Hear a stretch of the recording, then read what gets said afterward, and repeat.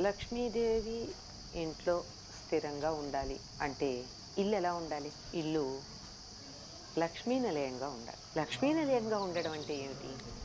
అంటే లక్ష్మీదేవి తాను ఎక్కడ ఉంటాను అని చెప్పినటువంటి ప్రదేశాలు కొన్నున్నాయి. వాటిల్లో ప్రధానంగా ఆవిడ చెప్పింది ఎక్కడెక్కడ ఉంటాను అంటే, శుచిగా ఉన్న ప్రదేశంలో ఉంటాను అంది.